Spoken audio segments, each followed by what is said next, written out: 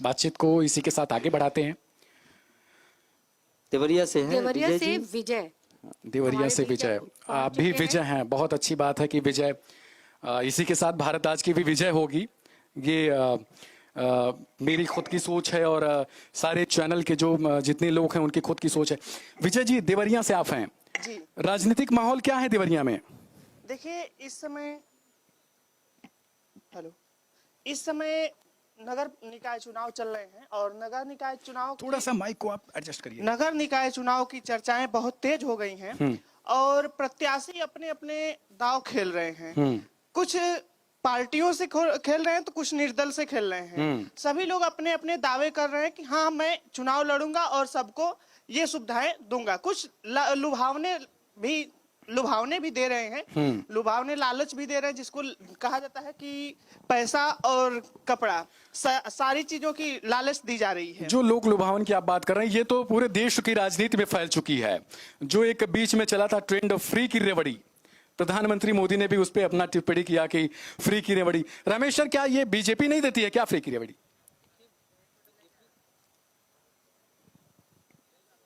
ये कुछ डिस्टर्ब हो रहा है माइक में।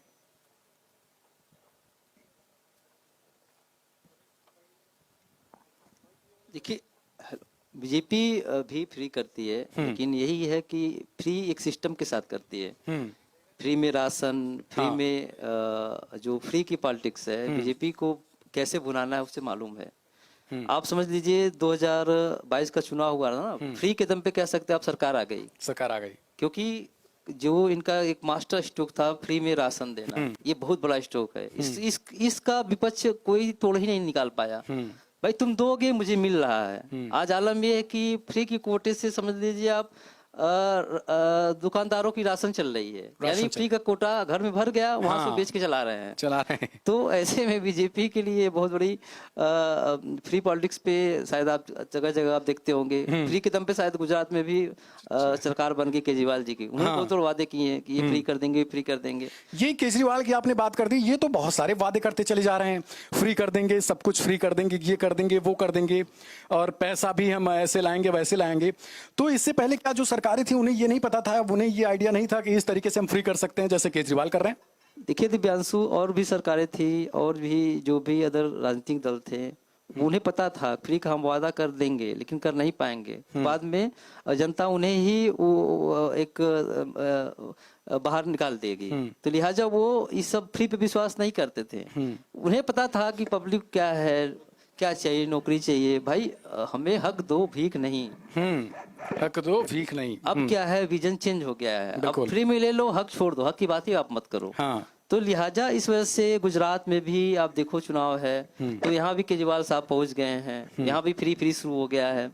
तो मोदी जी का एक ही नारा था, फ्री में सब कुछ दो, कोई दिक्कत नहीं है, लेकिन धरातल पे उतारो। आप फ्री करते हो, धरातल में कितनी चीजें उतरती हैं। अगर मैंने बनाया है गुजरात, ये मेरा गुजरात है। ये कहने के मोदी साहब सीधे एक हमारे माननीय प्रधानमंत्री हैं, तो वो एक हक के साथ कहते हैं। उन्होंने गुजरात के लिए काम किया है। आज जितना मॉडल, गुजरात मॉडल जिस जगह से अपनाए जा रहे हैं अन्य राज्यों में, कहीं ना कहीं एक विकास की गाथा ही है। चाहे हरियाणा हो, चाहे उत्तर प्रदेश हो, कहीं ना कहीं आपको वो झलक दिख जाएगी। तो लिहाजा बिल्कुल ये भी वाली बात होती है। अब विजय जी, यूपी की सियासत की बात करें और देवरिया की बात करें तो यूपी के तो लड़के पहले से ही क्लासेस से ही पॉलिटिक्स शुरू कर देते हैं। देवरिया में क्या हाल है पॉलिटिक्स का? जी, देवरिया में भी अभी फिलहाल नए नए युवा आते रहते हैं क्षेत्र में और अपनी छवि अलग बनाते हैं। वे लोग चुनाव में तो उतरते हैं, परंतु कहां तक वो सफल हो पाते हैं उनके ऊपर डिपेंड करता है। मतलब देवरिया में भी राजनीतिक युवा जो हैं वो पॉलिटिक्स में भागीदारी निभा रहे हैं। जी विजय जी से थोड़ा सवाल है, आपको पर धन्यवाद हम देंगे। आप इतनी दूरी से आए हैं, 750-800 किलोमीटर, ये अपने आप में एक बहुत बड़ी बात है हमारे लिए। हमने बस एक पहल की थी कि लोग आके ज्यादातर देखे पहले हमारा ऑफिस कहाँ है, क्या विजन इसका है। इसके तहत मैं सबको इनवाइट किया था। कुछ लोग भाई लोग रास्ते में हैं, पहुंच पाते हैं, नहीं पहुंचते हैं, ठीक है, उनको भी धन्यवाद कि उन्होंने इस चीज़ को एक्सेप्ट किया कि आ रहे हैं, कुछ रास्ते में है, आ जाएं, ठीक है, कोई बात नहीं। लेकिन आपकी जज्बे को सलाम करूंगा, आप उतना दूर से चले, बहुत दिक्कतें आई होंगी।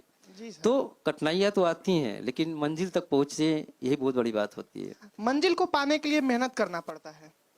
ये बहुत बहुत अच्छी सोच है आपकी, और आप जैसे लोग अगर भारत आज के साथ जुड़े तो शायद मंजिल पाने में हमें भी कोई दिक्कतों का सामना नहीं करना पड़ेगा। मैं भारत आज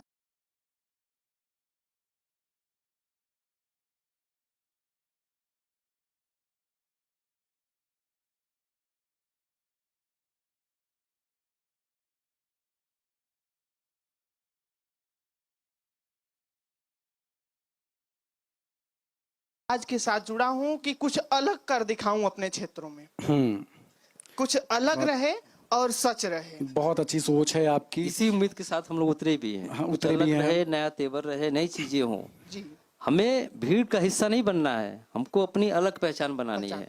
जी। आज लोग कहते हैं, इनका विजन होता है कि भाई मुझे करना क्या है, चलो चैनल का आईडी ले लिए, माइक ले लिए, खबरें चला रहे हैं। यार कुछ अलग करो आप। नहीं, हमको वहां से अलग करना है। कहीं से कि बहुत लोग होते हैं कि ये देखते हैं कि ये हमारे परिचित हैं, हमारे हैं, हम सत्ता वाले हैं, हमें उससे मतलब नहीं है। हमें ये है कि हमारे क्षेत्र में क्या सही है क्या गलत है, इसे दिखाना है। वही बात है, खबर है तो चलेगी और सटीक चलेगी भी। और अब हम आते हैं अपने सवालों पर। फिलहाल क्राइम का जो रेट है, क्राइम की जो लाइनें हैं, वो किस कदर पंक्तियों में छा रही हैं वहां पे? देवरिया में अत्यधिक हत्या की घटनाएं सामने आती हैं, हत्या और चोरी अत्यधिक वहां पर क्राइम रेट बढ़ता है। वहां पर जो डीआईजी पोल ट्विटर पे कराया जाता है, वो अत्यधिक प्रशासन के ही लोग उनके पक्ष में करते हैं, परंतु वहां पर प्रशासनिक दावा हवाई दिखता है। यानी अपराध कहीं न कहीं वहाँ अत्यधिक है। अत्यधिक है, यानी प्रशासनिक दावे पूरी तरीके से फेल हैं। जी, वहाँ पर 2017 के बाद से लगभग 4 थाने बढ़े हैं, और 4 थानों में वहाँ पर 4 थानों को बढ़ाया गया अपराध को देखते हुए, परंतु अपराध में कोई गिरावट अभी तक नहीं आई है। इस वक्त एक बड़ी खबर आ रही है श्रद्धा हत्याकांड के मामले को लेकर। जंगल से अवशेषों की जो बरामदगी हुई थी, उनसे डीएनए रिपोर्ट उनके सामने आई है, और पुलिस को एक बहुत बड़ी कामयाबी मिली है। आपको बता दें, इस वक्त की बड़ी खबर है भारत आज पर। डीएनए रिपोर्ट जो है वो श्रद्धा के पिता से मैच हो गई है।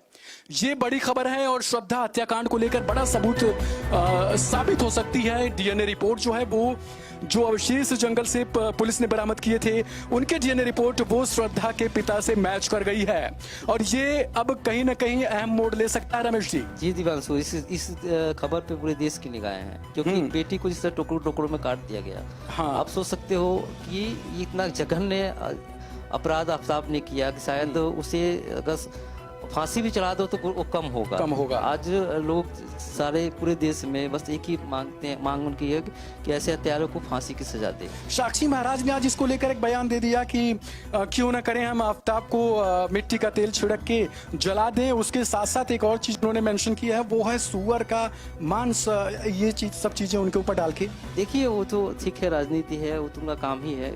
ये एक गुस्सा है आज देश के अंदर, चाहे बच्चा हो, चाहे जवान हो, चाहे यंग हो, बुजुर्ग हो, सब की एक यही मांग है कि ऐसा जो अपराध किया। आप सोचो, एक लाश के 35 टुकड़े करना। हम आप तो एक मक्खी मारने डरते हैं, करे मर जाएगी। बिल्कुल। तो आप सोच लो उसके दिमाग में कितना खुखार भरा रहा होगा। सर, ये जो एक कड़ी बनती गई, मथुरा में एक सूटकेस में लाश का मिलना, जिसकी हत्या खुद पिता ने की थी, फिर उसके बाद राजस्थान में ऐसे हालात होना कि होटल के कमरे में एक बॉयफ्रेंड लेके जाता है अपनी गर्लफ्रेंड को और वहीं पे कत्ल कर देता है।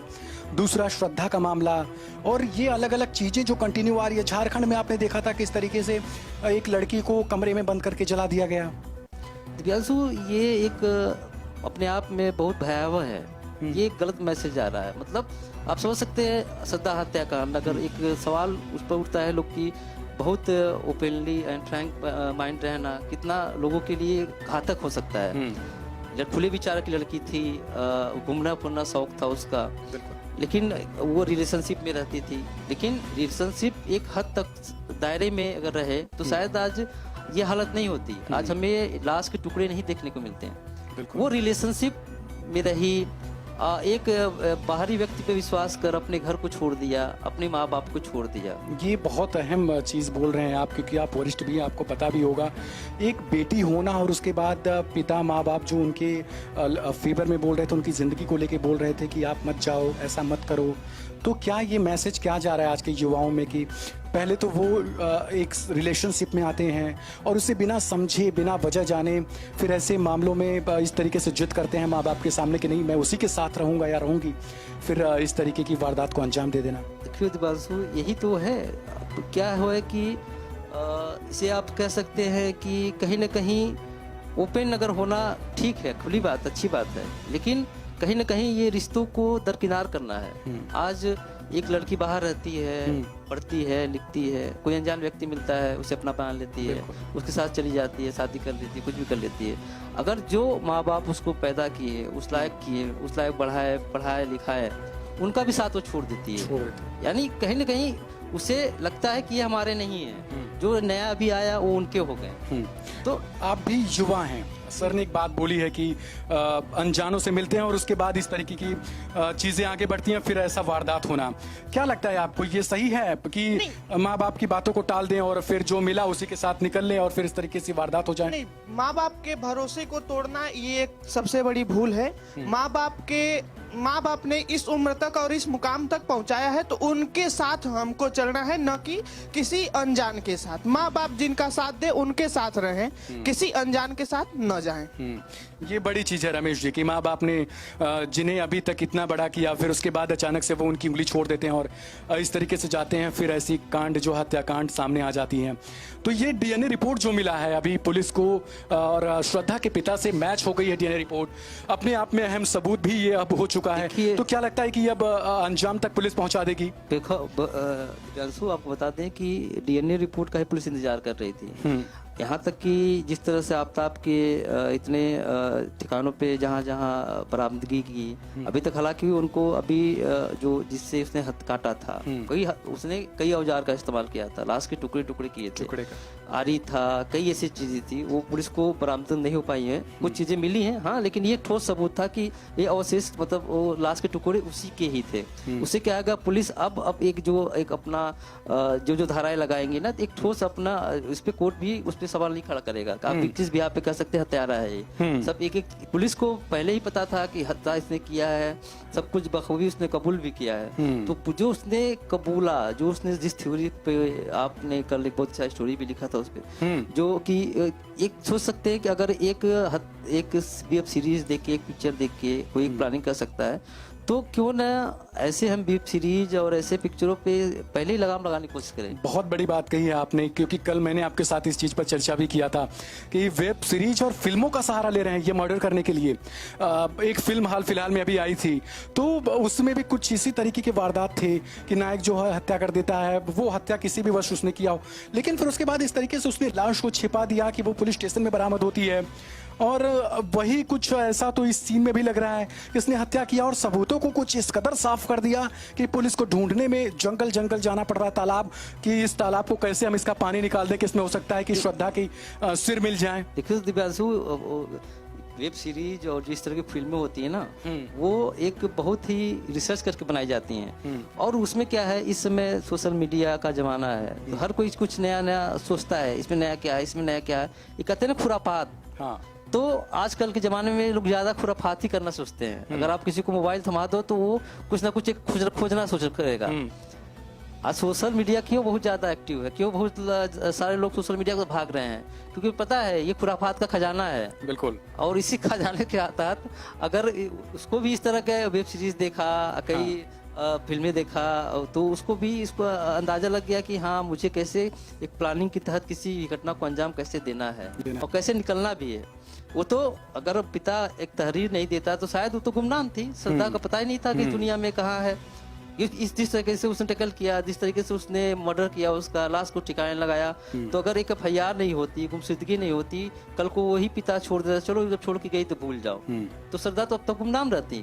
उसे पता ही नहीं चलता कुछ जिंदा की मर गई, तो छोड़ो बेटी जब मुझे छोड़ दी तो हम क्यों पीछे जाए, जाने दो। विजय जी, आप देवरिया कवर करने वाले हैं। जाहिर सी बात है कि यूपी की राजनीति में बहुत सारी चीजें होती हैं। श्रद्धा मर्डर को लेकर एक चीज सोशल मीडिया पर हमने देखी है कि लोग कमेंट कर रहे हैं कि काश ये कांड अगर यूपी में हुआ होता तो अब तक योगी बाबा ने इसे सल्टा दिया होता। जी, जहां तक माना जाता है कि यूपी में जो भी घटनाएं होती हैं, योगी बाबा सबसे पहले वहां कुछ हो या ना हो बुलडोजर पहले चलवाते हैं। अपराधियों के घर पे बुलडोजर चलना अपराधियों में एक डर होता है, परंतु फिर भी अभी भी वहां अपराधी खुलेआम घूम रहे हैं। कुछ तो हैं कि जो पार्टी में इसी में शामिल हो करके और भू माफिया बने घूम रहे हैं। यानी कहीं न कहीं पार्टी को वो बदनाम कर रहे हैं। जी, यानी मतलब सिस्टम सत्ता के साथ रहकर और सत्ता में घात कर रहे हैं। सेधमारी, मतलब वो एक तरह से अपराध कर रहे हैं और अपने आप को बचा रहे हैं। तो उसका खैर कोई बात नहीं, इसका खामियाजा अगर उनको है तो भुगतना पड़ेगा, क्योंकि उन्हें पता नहीं ये सिस्टम में योगी जी बैठे हैं। योगी जी एक ऐसे व्यक्तित्व है, एक ऐसे ठोस कदम उठाते हैं कि शायद वो कब क्या कर दे किसी को मालूम नहीं है। और रमेश जी, रोकना चाहूंगा, इस वक्त एक बड़ी खबर आ रही है। जिला परिषद चुनाव मतगणना को लेकर हरियाणा कैथल में मतगणना केंद्र के बाहर कहासुनी हुई है। RKSD कॉलेज के बाहर हंगामा हुआ है। डीजे बजाने को लेकर पुलिस और लोगों में ये कहासुनी हुई है। प्रशासन ने डीजे बजाने पर रोक लगाई है, फिर भी डीजे बजाया जा रहा था। ये मतगणना के बीच जो है वो मतगणना केंद्र के बाहर पुलिस प्रशासन और लोगों के बीच कहासुनी हुई है और कहासुनी के बाद रास्ते को जाम कर दिया गया था। इस तरीके से ये आम चुनाव जो चलते हैं, हरियाणा के जिला परिषद चुनाव का मतगणना चल रहा है, ऐसी खबरें आने की पुलिस प्रशासन और आम लोगों में ही जो है वो कहासुनी हो जा रही है। देखिए दिव्यांशु, ये जो पंचायत चुनाव होते हैं, छोटे छोटे चुनाव होते हैं, लिहाजा इसमें टसन ज्यादा होता है।